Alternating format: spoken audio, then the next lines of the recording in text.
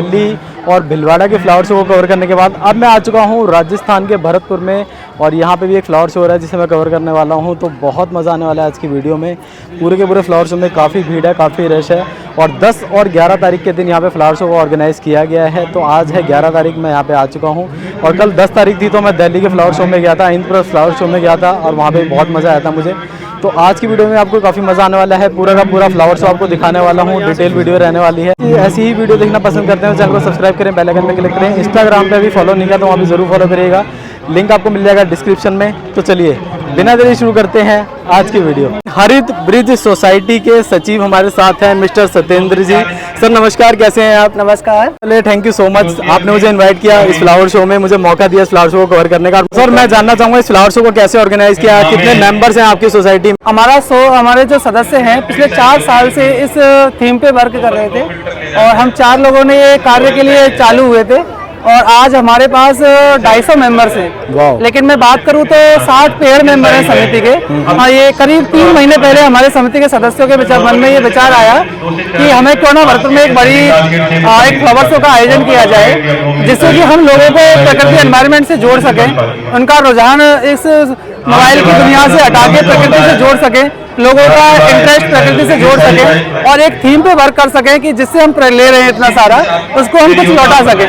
उसी थीम पे चलते हुए हमने 3 महीने पहले इसकी प्लानिंग करी, और उसी प्लानिंग पे हमने कार्य करते हुए समिति का रजिस्ट्रेशन कराया 3 महीने पहले, और फिर अपने कंट्रीब्यूशन से हमने सभी ने इस फ्लावर शो को आयोजित करने का एक संकल्प लिया। और सर हमारी दिन रात की अथक मेहनत रही। ज़्यादातर मैं आपको बताना चाहूँगा, सोसाइटी के इस समय जो पेड मेंबर हैं उनमें ज़्यादातर सर्विस वाले व्यक्ति हैं, जिनके पास समय की बहुत शॉर्टेज रहती है। सभी को एक संडे मिलता है, उस संडे को हम लोग हमारे घर के कार्यों को छोड़कर समिति की मीटिंग्स लगातार छोटी छोटी मीटिंग्स आयोजित करते हैं, और उसके में जो भी निर्णय होते हैं उनको आगे कार्यान्वित लेते हैं।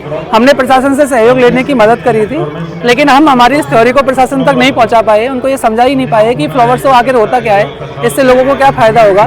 लेकिन अब इन 2 दिनों के जो व्यूज आ रहे हैं, लोगों का जो रेस्पॉन्स मिल रहा है, उसको देख के अच्छा ऐसा लग रहा है कि हाँ अब वो समझ पा रहे हैं इस थीम के बारे में। और निश्चित ही इस लोगों के उत्साह को देखकर इतना अच्छा और आनंद महसूस हो रहा है, और इतना दृढ़ संकल्प हमें भी हुआ है कि हम चाह रहे हैं कि सोसाइटी इस फ्लावर शो को हर साल इसी तरह से और भी भव्य बड़े रूप में हर साल आयोजित करें। हरित ब्रिज सोसाइटी से दिलीप गुप्ता जी अब हमारे साथ हैं। सर नमस्कार, कैसे हैं आप? नमस्कार। तो सर मैं जानना चाहूँगा ये जो फ्लावर शो ऑर्गेनाइज किया है, इसमें किस तरह से मेंबर्स ने सभी ने भाग लिया, और कब से तैयारियां चल रही हैं? हमारे ग्रुप में करीब 150 मेंबर हैं, जिनमें से 60 सदस्य ज़्यादा सक्रिय रूप से काम कर रहे हैं, और करीब हम 2 महीने से इसकी तैयारी कर रहे हैं। इसके लिए हम भीलवाड़ा भी गए थे, वहाँ पे फ्लावर शो लगा था जी। तो उसको व्यवस्थाओं को देख के आए कि हमारे यहाँ फिर वो व्यवस्था करनी थी, तो किस तरह से अपने को करनी है थोड़ा सा देखने के लिए। और सर से मेरी मुलाकात भी हुई थी वहाँ पे उस फ्लावर शो में, और बहुत अच्छा लगा था मिलके, और वहीं से मुझे इनविटेशन मिला था कि मैं भरतपुर भी आऊँ, तो फाइनली मैं भरतपुर आया। और सर आज मैंने आपका फ्लावर शो देखा, मैं तो हैरान हो गया कि पहली बारी में आप लोगों ने इतनी मेहनत करी है। बिल्कुल, और बिल्कुल। बहुत ही अच्छे लेवल पे काम किया है, सारे सदस्यों ने बहुत मेहनत करी है, और मुझे बहुत खुशी है इस फ्लावर शो में आके। बिल्कुल सर, पहली बार हमें भी खुद को भी विश्वास नहीं था कि हम इतना अच्छा कर पाएंगे। नहीं, आप लोग तो सारे लोगों से इसकी तैयारियां कर भी रहे हैं, काफी महीनों से तैयारियां कर रहे हैं। हाँ बिल्कुल, और सभी लोगों के सहयोग से सभी लोग अपने अपने घरों से जो प्लांट्स हैं वो लेके आए हैं जी। सभी का इसमें सहयोग है, और बहुत ही मतलब देखने वाले दर्शक भी काफ़ी, जितनी आशा नहीं थी उससे ज़्यादा लोगों को देखने के लिए आए हैं, और काफ़ी अच्छा लग रहा है। काफ़ी अच्छा लग रहा है। हाँ, काफ़ी लोग आ रहे हैं, काफ़ी लोग आ रहे हैं, और ऐसे ही लगातार यहाँ पे लोग आएंगे। और मेरी आशा करता हूँ कि सर अगली बार इससे भी अच्छा फ्लावर शो आप करने वाले हैं। बिल्कुल बिल्कुल। और मैं एक बार फिर से शूट करने आऊँगा। बिल्कुल।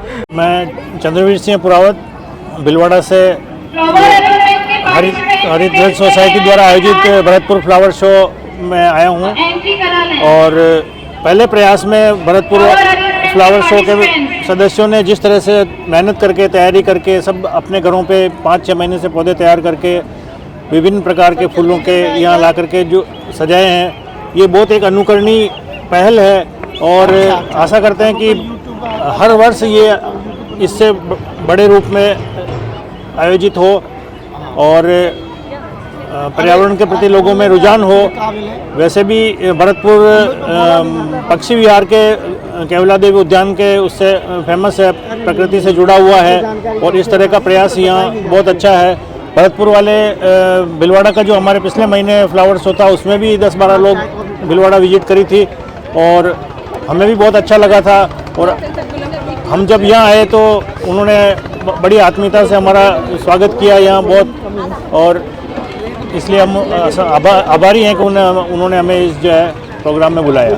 नमस्कार जी। नमस्कार। ब्रज हरित ब्रज सोसाइटी भरतपुर में हम आए हैं। यहाँ सभी सीजनल फ्लावर के अच्छे से कलेक्शन है, जिसमें पिटनिया है, गजनिया है, दाइतंस है, जेरेनियम है और दाऊदी है। इंडोर आउटडोर कई तरह के प्लांट है, सर्कुलेट है। और यहाँ आके हमें अच्छा लगा। दर्शकों की भारी भीड़ है, लोगों का अच्छा रुझान है और लोग बढ़ चढ़ कर आ रहे हैं यहाँ। और तरह तरह की वैरायटियाँ लोगों के मन में जिज्ञासा है कि हम इस तरह के देखें। और यहाँ 2-3 कार्यशाला रखी है, जिसमें एडेनियम के लिए, ये बोंजाई के लिए, ग्राफ्टिंग के लिए कई तरह का प्रोग्राम रखे हैं, जिसमें सभी देख रहे हैं लोग बाग और आ रहे हैं, आनंद ले रहे हैं। और यहाँ आके मुझे अच्छा लगा। और सभी जितने भरतपुर की हमारी टीम है उनको बहुत बहुत धन्यवाद, आपने इतना अच्छा प्रोग्राम किया। संदीप जी, फ्लावर शो में आपने हमें वहाँ भी देखा, कोटा में भी हम फ्लावर शो करते हैं और यहाँ भी है, अब आप जयपुर में भी देखेंगे।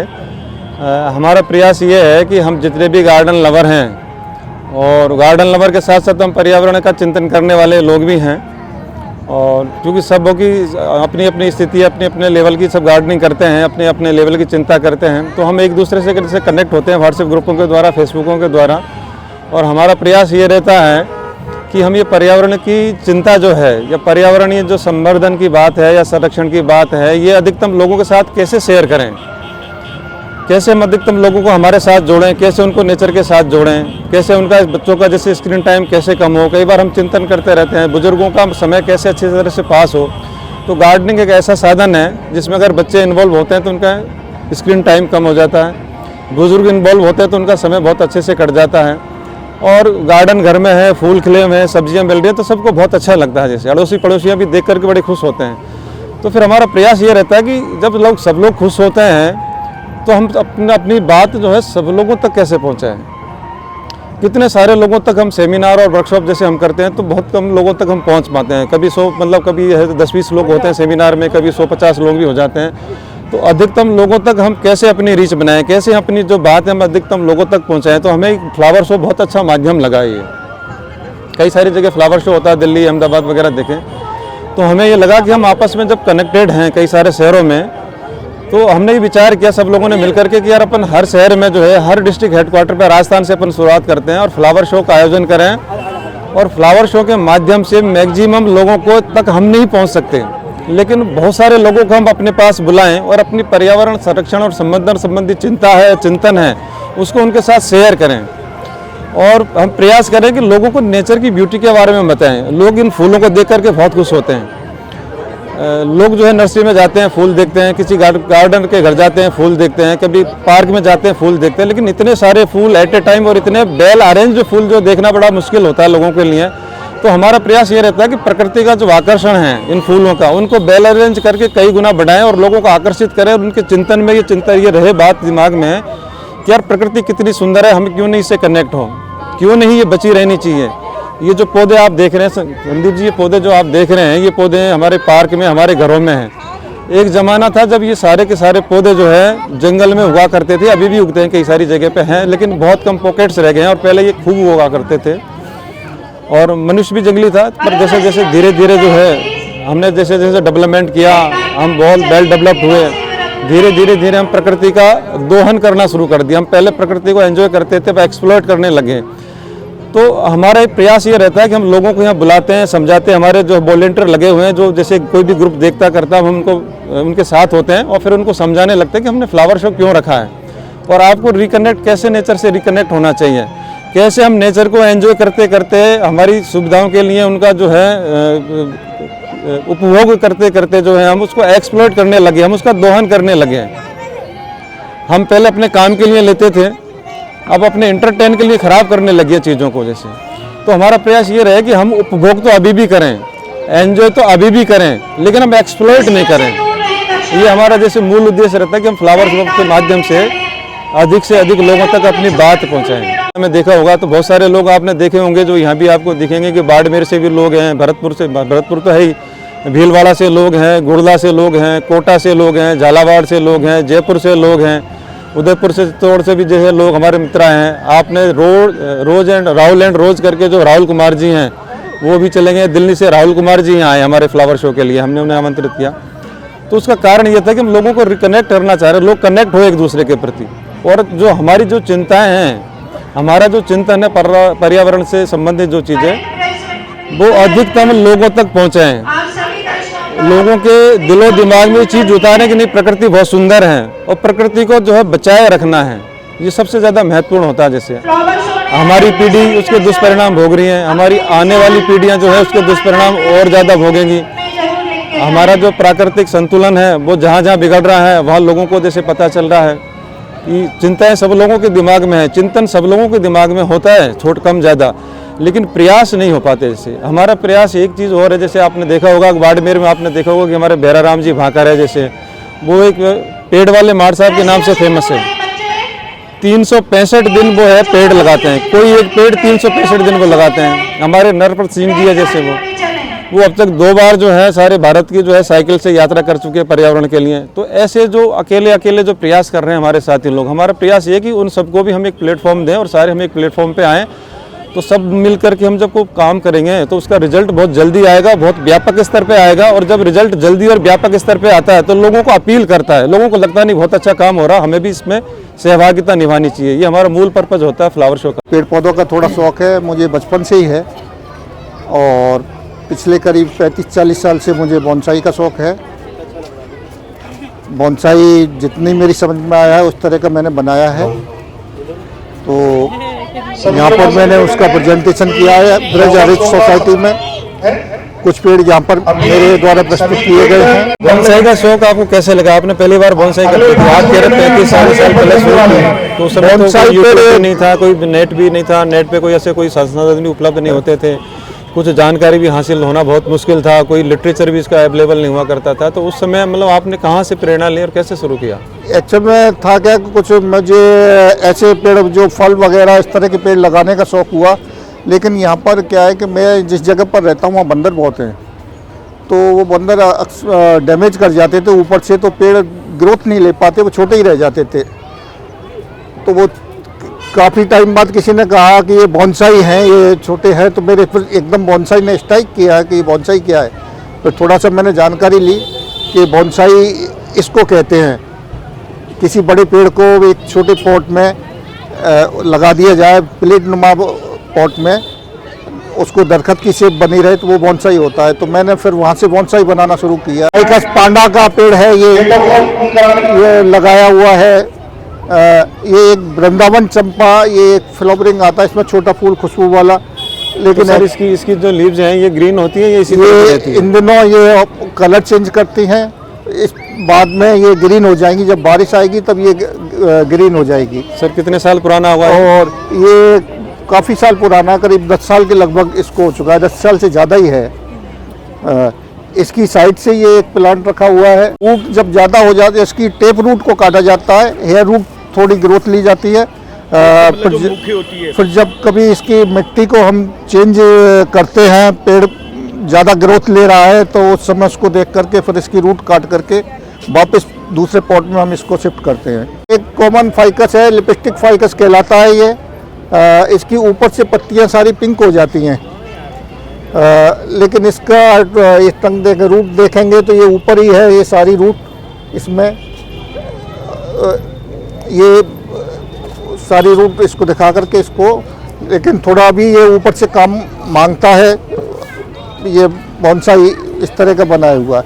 थोड़ा एक इधर ये है, फाइकस का है ये।